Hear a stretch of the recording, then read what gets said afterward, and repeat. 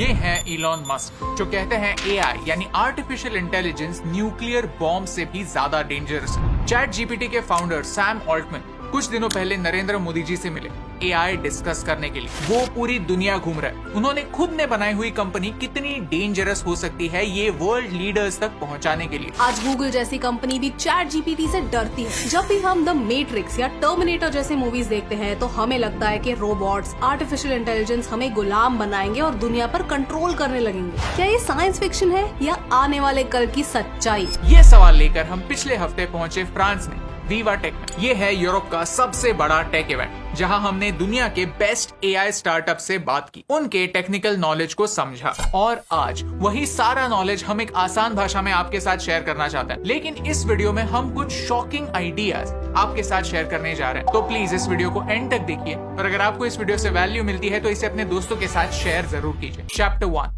Is AI dangerous? Calculators mathematicians को replace नहीं करते, वैसे ही एआई ह्यूमंस को रिप्लेस करने के लिए नहीं बना है। लाइन एकदम मस्त है, लेकिन कितनी सच है? IBM ने डिक्लेयर किया है कि वो जॉब्स के लिए हायर करना बंद करने वाले हैं, क्योंकि अब एआई वो सारे काम कर सकता है जो एक समय ह्यूमंस किया करते थे।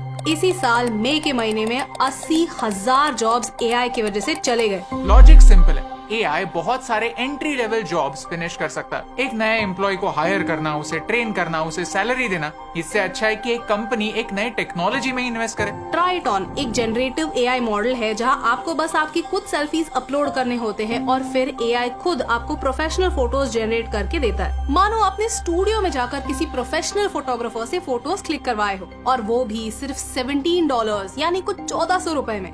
यानी जहां आप ऐसे फोटोज के लिए कुछ लाख रुपए खर्च करते, वो काम अब आप सिर्फ 1400 रुपए में कर सकते हैं। Companies use it for their business cards, for their IDs, for their website, for content marketing. So basically, all of the traditional use cases that they required a photographer for, they can now do it online, 10 times faster, 10 times cheaper. जब भी कोई नई technology आती है तो सबसे पहले blue collar jobs को खतरा होता है, फिर व्हाइट कॉलर जॉब्स को और फिर क्रिएटिव जॉब्स, क्योंकि हमने हमेशा से ये माना है कि एक मशीन इंसान से बेहतर क्रिएटिव काम नहीं कर सकती। लेकिन ये कल की बात है, ये सारा आर्ट किसी आर्टिस्ट ने नहीं, एआई ने बनाया हुआ है। आज मिड जर्नी जैसे एआई वर्ल्ड क्लास आर्ट कुछ सेकंड्स में बना सकते हैं। Photographers, studios, graphic designers, copywriters, ये सब जॉब्स अब खतरे में। इसका मतलब ये है कि एआई से रिप्लेस होने का डेंजर क्रिएटिव फील्ड वाले लोगों को सबसे ज्यादा है और हर कंपनी प्रॉफिटेबल रहने के लिए यही करने वाली है। लेकिन जब हम ये सवाल पूछते हैं इज एआई डेंजरस, तो अक्सर डिस्कशन यहीं पर रुक जाता है कि एआई कैसे हमारे जॉब्स खा लेगा। ये ऐसे पूछने जैसा है कि क्या गाड़ियां आने पर बैलगाड़ी चलाने वाले जॉबलेस हो गए? ऑफ कोर्स वो लोग जॉबलेस हो गए जिन्होंने बैलगाड़ी छोड़कर गाड़ी चलाना नहीं सीखा। जॉब्स रिप्लेस हो गए और वो जॉब्स करने के लिए रिक्वायर्ड स्किल्स रिप्लेस हो। अगर इंडस्ट्रियल रेवोल्यूशन ने 1 लाख पुराने जॉब्स डिस्ट्रॉय किए तो 1 लाख नए जॉब्स इन्वेंट भी किए। लेकिन एआई का डेंजर सिर्फ जॉब रिप्लेसमेंट नहीं है। चलिए एक कदम आगे बढ़ते हैं। 1 साल पहले की बात, गूगल अपना एआई डेवलप कर रहा था और उन्हीं के एक इंजीनियर ने मीडिया में जाकर एक ऐसी बात कह दी जिसके बाद गूगल ने उस इंजीनियर को नौकरी से निकाल दिया। उस गूगल एम्प्लॉय ने ऐसा क्या कहा? He said, AI is conscious, AI has a soul, AI is risky. क्यों? ट्रॉली प्रॉब्लम की वजह से। क्या है trolley problem? Self driving cars आज एक रियलिटी है। आपने ऐसे वीडियोस ऑनलाइन देखे होंगे जहां टेस्ला जैसी स्मार्ट गाड़ी अपने आप हाईवे पर 100 की स्पीड से जा रही है और ड्राइवर को रोड पे ध्यान देने की जरूरत भी नहीं है। जो डिसीजन ड्राइवर लिया करता था वो डिसीजन आज एआई लेता। लेकिन सपोज गाड़ी चल रही है और रास्ते के कॉर्नर से फटाक से 2 बच्चे अपने बॉल का पीछा करते करते रास्ते पर आते हैं और इन 2 बच्चों को बचाने का एक ही रास्ता है कि गाड़ी को जोर से टर्न करो और रास्ते के उस पार ले जाओ। और दूसरी साइड से एक ट्रक आ रहा है। इस ट्रक के साथ टक्कर होने के बाद गाड़ी में बैठा हुआ इंसान बच नहीं पाएगा। ऐसे सिचुएशन में एआई को क्या करना चाहिए? इसे 1967 में फिलिपा फुट नाम की एक फिलोसोफर ने ट्रॉली प्रॉब्लम ये नाम दिया। लेकिन अब आप सोचेंगे कि यहाँ पर एआई और ह्यूमन ड्राइवर में क्या डिफरेंस है? The difference is responsibility. अगर गाड़ी ड्राइवर चला रहा होता तो वो जो भी करता उसके लिए वो जिम्मेदार खुद होता। लेकिन एआई को क्या करना चाहिए? मोस्ट इम्पोर्टेंटली ये डिसाइड कौन करेगा कि एआई को क्या करना चाहिए? एआई को बनाने वाला इंजीनियर, एआई को ओन करने वाली कंपनी, एआई जहां ऑपरेट कर रहा है वो सरकार, या फिर वो इंसान जिसने अपने पैसे देकर ये एआई से चलने वाली गाड़ी खरीदिए? ये एक माइंड ब्लोइंग सवाल है जिसका जवाब अब तक इंसानों ने नहीं ढूंढा। ये बस एक एथिकल डिलेमा है। ऐसे कई सारे प्रैक्टिकल प्रॉब्लम्स हैं जिनके बारे में सारे एआई कंपनीज को एक पेज पर आने की जरूरत है। ऐसा मैं नहीं, दुनिया के कई सारे ग्रेटेस्ट टेक माइंड्स कहते हैं। फ्यूचर ऑफ लाइफ इंस्टीट्यूट ने एक ओपन लेटर लिखा जिसका टाइटल है pause giant AI experiments. Chat GPT जिन्होंने बनाया वो खुद सैम ऑल्टमैन भी मानते हैं कि हमें रेगुलेशंस आने तक पावरफुल एआई बनाना पॉज करना चाहिए। यहाँ कीवर्ड है सारे कंपनीज को, क्योंकि आज गूगल और ओपन एआई को छोड़कर कई सारे अलग अलग कंपनीज हैं जो एआई को अलग अलग यूजेस के लिए डेवलप कर रहे हैं और सब कंपनीज के इंटेंशंस अलग अलग होते हैं। ये है एक जीनोबॉट जो 1 मिलीमीटर से भी छोटे साइज का रोबोट है। इसकी खासियत ये है कि ये दुनिया का सबसे पहला लिविंग रोबोट है। ये रोबोट्स खुद से रिप्रोड्यूस कर सकते हैं। ये एक पैकमैन जैसे दिखने वाला जीनोबॉट अपने इर्द गिर्द स्टेम सेल्स ढूंढता है और उन्हें कलेक्ट करके अपने मुंह में रखता है। फिर कुछ दिनों बाद नए जीनोबॉट्स जन्म लेते हैं। ये डेवलप मेडिकल पर्पस के लिए हो रहा है। एआई की मदद से ये जीनोबॉट्स आपके बॉडी में जहाँ प्रॉब्लम है वहाँ तक मेडिसिन डिलीवर कर सकते हैं। सिमिलरली इन्हें समंदर में छोड़ा जा सकता है ताकि वो ऐसे माइक्रोप्लास्टिक्स कलेक्ट करके इकट्ठा कर सके और हमारे समंदर को क्लीन कर सके। लेकिन ऐसी टेक्नोलॉजी एडवांस वेपन्स डेवलप करने के लिए भी यूज हो सकती है। कोविड के समय हमने देखा कि एक वायरस दुनिया को पॉज कर सकता है, सप्लाई चेन्स तोड़ सकता है, इकोनॉमीज डिस्ट्रॉय कर सकता है। अगर एआई का इस्तेमाल बायोलॉजिकल वॉरफेयर के लिए हुआ तो टारगेटेड वायरसेस सिर्फ स्पेसिफिक लोगों पर अटैक कर सकते हैं। हो सकता है कोई देश कोई ऐसा वायरस डेवलप करे जो सिर्फ एक रेस को एलिमिनेट कर सकता है। ऐसे रोबोट्स बनाए जो दुश्मन के मिलिट्री इंफ्रास्ट्रक्चर को डिस्ट्रॉय करे। और जब ऐसे क्रूअल इंटेंशंस की बात होती है तो एक ही देश का नाम याद आता है, China. Chapter 2, China's AI threat. China एक टेक्नो नेशनलिस्ट देश है जो अपने बजट में से हर साल $450 बिलियन सिर्फ रिसर्च एंड डेवलपमेंट पर खर्च करता है। On top of that China ने पिछले एक साल में $17 बिलियन फॉरेन इन्वेस्टमेंट से उठाए जो सिर्फ और सिर्फ एआई डेवलपमेंट में यूज होंगे। हमने एआई के बारे में अराउंड पिछले एक साल से सुनना स्टार्ट किया, लेकिन चाइना 1980 से ही एआई डेवलप कर रहा है। 1980s में जब इन्फोसिस जैसे कंपनीज को कंप्यूटर्स ऑर्डर करने के लिए महीनों तक रुकना पड़ता था, तब चाइना ने Chinese association for artificial intelligence establish की। 2006 में ही उन्होंने अगले 15 सालों के लिए क्या प्लान होगा वो रेडी करके रखा था। चाइना का प्लान है कि एआई टेक्नोलॉजी आउटपुट को 2025 तक $22 बिलियन और 2030 तक $147 बिलियन तक पहुंचाना है। बाइडू चाइना का गूगल है जिन्होंने चैट जीपीटी जैसे ही एक लैंग्वेज मॉडल बनाया जिसका नाम है ओर्नी। चाइना में इन टोटल 1189 फर्म्स है जो एक्टिवली एआई पर काम कर रहे हैं। China high risk high reward में विश्वास रखता है। नेट ड्रैगन नाम की एक कंपनी है जिसने एक एआई को ही अपना सीईओ बना दिया है, यानी कंपनी के सारे डिसीजंस फाइनली उस एआई के थ्रू होकर गुजरते हैं। इसका एक और फायदा है क्योंकि एआई पर कोई केस नहीं कर सकता, यानी अगर कल जाकर ये कंपनी डूब गई तो इन्वेस्टर्स एआई पर केस तो नहीं ठोक सकते। फ्यूचर में यही मॉडल कई कंपनीज अप्लाई कर सकते हैं जहां सारे बोर्ड ऑफ डायरेक्टर्स एआई हो, ताकि कंपनी हाई रिस्क डिसीजंस ले पाए और फोकस प्रॉफिट बढ़ाने पर करे। अगर कंपनी नहीं चली तो नो प्रॉब्लम, ब्लेम एआई पर डाल देंगे। चाइना में 800 मिलियन स्मार्टफोन यूजर्स हैं।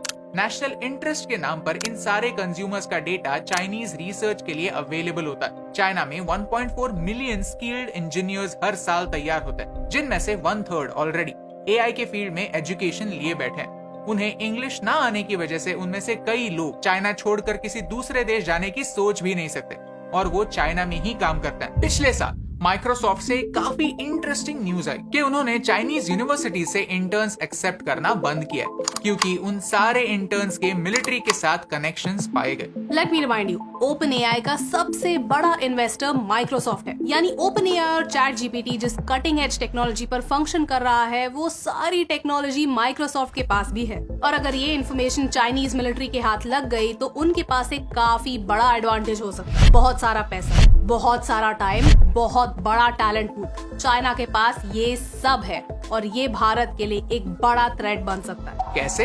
It is simple. Chinese military technology में भारत से काफी एडवांस है, लेकिन एक्सपीरियंस में बहुत पीछे, और यही चाइना के लिए सबसे बड़ा चैलेंज है क्योंकि उन्होंने लास्ट वॉर वियतनाम से लड़ी थी और वो भी 1979 में, जो वो हार गए। उनके जवानों को माउंटेन्स में लड़ने का एक्सपीरियंस है ही नहीं, लेकिन एआई की मदद से वो self driving tanks, helicopters, planes, drones बना सकते हैं। ऐसे सबमरीन्स ऑलरेडी हमारे बॉर्डर्स के अंदर आते हैं और फिर हमारी नेवी उन्हें भगा देती है, लेकिन ये सारी न्यूज यूजुअली आप तक पहुंचती ही नहीं। Chapter 3, rules for AI. Elon Musk AI को डेंजरस कहते हैं, इसके रीजंस क्या हैं? 1. AI बहुत फास्ट डेवलप हो रहा है.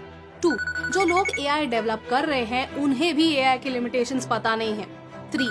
एक पॉइंट के बाद AI ह्यूमन से स्मार्ट होने ही वाला है. इस वीडियो में हमने थ्रेट्स की बात की, जॉब मार्केट में थ्रेट्स की बात की, मिलिट्री थ्रेट्स की बात की. इतने सारे थ्रेट्स होने की वजह से हमें इंटरनेशनल लेवल पर रेगुलेशंस की जरूरत है, रोबोट लॉज की जरूरत है. अगर आपने आइजैक एसिमोव की बुक्स पढ़ी होंगी तो उन्होंने रोबोट्स के लिए 3 रूल्स बनाए थे जो शायद हमें आज अप्लाई करने की जरूरत है. वो 3 रूल्स कुछ ऐसे हैं, आप वीडियो को पॉज करके उन्हें पढ़ सकते हैं. यूरोप में AI लॉज आ रहे हैं, रेगुलेशंस आ रहे हैं. ये डिसाइड हो रहा है कि कंपनीज और AI के रूल्स क्या होने चाहिए. And so in about a year, you're going to have the first regulation coming into place in Europe. European union ने आर्टिफिशियल इंटेलिजेंस एक्ट लाया है जो ट्रस्ट वर्दी AI लाना चाहता है, जो AI टेक्नोलॉजीज को अलग अलग कैटेगरीज में डिवाइड करता है. हर कैटेगरीज के लिए रूल्स अलग हैं. फॉरेन कंपनीज अगर AI टेक्नोलॉजी EU के लोगों को बेचना चाहते हैं तो ये एक्ट उन पर भी लागू होगा. और ये भारत के लिए भी इम्पोर्टेंट है, नहीं तो कोई भी चाइनीज फोन अपने यूजर्स का डेटा चुराता रहेगा और अपने देश भेजता रहेगा. हमारी परमिशन के बगैर हमारी डेटा के हेल्प से चाइना अपना AI बनाएगा और उसी AI का इस्तेमाल करके भारत पर साइबर अटैक्स करेगा. इसके बारे में हमने एक और वीडियो बनाया है जो आप यहाँ पर देख सकते हैं. Every company doing high risk system will now need to have a real process of validation, a real process of design, and obviously tools like ours to help them achieve the requirements of the AI Act. So what we do is we are a software editor. We provide a software to measure the trust you can have in an AI system. We usually work within critical systems like planes, car, railway, and for them we provide tools to really assure that the system is going to work as intended. Chapter 4 The Paradox. Usually जब AI की बात होती है तो internet पर 2 groups बन जाते हैं. एक ग्रुप होता है जो AI की पॉसिबिलिटीज पर फोकस करता है, एक्साइटिंग फ्यूचर पर फोकस करता है, और दूसरा ग्रुप डेंजर्स पर फोकस करता है. सच तो यह है कि AI कोई एक इंसान या फिर एक कंपनी नहीं है, ये हजारों कंपनीज हैं और अलग अलग देश हैं जो अपना अपना AI डेवलप कर रहे हैं. उनका अप्रोच अलग अलग है, उनके ऑब्जेक्टिव्स अलग अलग हैं और उनके AI भी अलग अलग हैं. आने वाला फ्यूचर कैसा होगा ये खुद AI बनाने वाले लोग भी नहीं जानते. वीडियो की शुरुआत में हमने कहा था कि AI भारत के लिए डेंजरस हो सकता है. क्यों? डिजिटल डिवाइड की वजह से. फ्यूचर में 2 तरह के लोग होने वाले हैं. एक वो लोग जिन्हें AI का नॉलेज है और दूसरे वो लोग जो डिनायल में जी रहे हैं, जो इस बात को देखकर अनदेखा कर रहे हैं कि जिस बात के वो लाखों करोड़ों चार्ज करते हैं वो बात AI कुछ सेकंड्स में कर सकता है. आपको क्या लगता है कि फ्यूचर में कौन ज्यादा रेलेवेंट होगा, वो जो नई टेक्नोलॉजी को अपनाएगा या फिर वो जो बदलते हुए सच को एक्सेप्ट ही नहीं करेगा? आंसर अगले छोटे से एग्जाम्पल में. 2016 में स्टॉकफिश 8 दुनिया का चैंपियन चेस कंप्यूटर था. 2017 में गूगल के AlphaZero ने उसे हरा दिया. स्टॉकफिश 8 स्पेशल है क्योंकि उसके पास आज तक के सारे चेस गेम्स का डेटाबेस, सारे चेस मूव्स रेडी है. 1 सेकंड में वो 70 मिलियन पोजीशंस कैलकुलेट कर सकता है और AlphaZero बस 80,000. लेकिन AlphaZero ने मशीन लर्निंग का इस्तेमाल किया. आसान भाषा में कहें तो वो खुद के साथ गेम्स खेलता गया और खुद के ही मूव से सीखता गया. AlphaZero ने स्टॉकफिश 8 के साथ टोटल 100 गेम्स खेले, जिनमें से AlphaZero 28 टाइम्स जीता और 72 टाइम्स गेम ड्रॉ हुआ. लेकिन AlphaZero कभी हारा नहीं. Can you guess AlphaZero program को जीरो से चेस का चैंपियन बनने के लिए कितना टाइम लगा? चेस के मूव्स को समझने से लेकर दुनिया का चेस चैंपियन बनने के लिए उसे कितना टाइम लगा? सिर्फ 4 घंटे. That's the power of machine learning and that's the power of AI. AI technology dangerous इसलिए है क्योंकि इसकी मदद से कुछ कंपनीज के हाथ में सच को मैनिपुलेट करने की ताकत आ चुकी है. आज भी लोग WhatsApp पर आने वाले फॉरवर्ड्स बिना पढ़े सोशल मीडिया पर वायरल कर देते हैं. सोचिए, अगर AI का इस्तेमाल करके हमारे PM के वीडियोस को मैनिपुलेट करके कल गलत मैसेजेस फॉरवर्ड होने लगे तो AI जनरेटेड इमेजेस इतने रियल लगते हैं कि लोग वेरीफाई कैसे करेंगे? हमने AI के हाथ वो पावर दे दी है जो पूरे ह्यूमैनिटी को डिस्ट्रॉय कर सकती है, और वो पावर है द पावर ऑफ ट्रूथ. अगर आपने ChatGPT यूज किया होगा तो शायद आपको पता होगा कि अक्सर उसके आंसर्स एक्यूरेट नहीं होते, लेकिन AI को लगता है कि वो सही है. So AI can be awfully discriminatory if a good job is not done at the level of the data to analyze whether there's some inset biases that can be perpetrated to the use of the AI application and ultimately harm given groups of citizens that are disproportionately affected by the decision taken by AI. There are many cases in the history where AI has produced undesired outcome. Even a company like Amazon had to scrap their recruiting algorithm because it was discriminating women. Many applications in the healthcare system fail with population of color, for example. आज जैसे लोग WhatsApp forwards पर या फिर internet पर पड़ी किसी भी न्यूज पर बिना सोचे समझे यकीन कर लेते हैं, वैसे अगर एआई पर यकीन करने लगे तो and that's the real danger. AI के डेंजर से बचने के लिए हमें एज अ कंट्री अपना खुद का एआई डेवलप करना होगा ताकि हम एआई थ्रेट्स आइडेंटिफाई कर सके, फैक्ट चेक कर सके और फ्यूचर में आने वाले एआई अटैक से लड़ सके। ये सुनने में एक पैराडॉक्स या फिर विरोधाभास है, लेकिन ये है आज की सच्चाई। अगर आपको इस वीडियो से वैल्यू मिली, कुछ नया सीखने मिला तो हमें फॉलो या सब्सक्राइब करना ना भूलिए एंड मेक श्योर कि आप ग्रोथ स्कूल का चैट जीपीटी और जनरेटिव एआई ट्रेनिंग अटेंड करें। पहले 1000 व्यूअर्स जो नीचे दिए गए लिंक पर क्लिक करके साइन अप करते हैं, उनके लिए ये वर्कशॉप कंप्लीटली फ्री हो। It literally can not get any better than this. Link in the description. AI एक टूल है जिसमें कई देशों ने एक हेड स्टार्ट पाई है। भारत के यूथ को भी कमर कसकर फ्यूचर के लिए रेडी होने की जरूरत है और यही इंपॉर्टेंट बात आप तक पहुंचाने से मुझे फर्क पड़ा।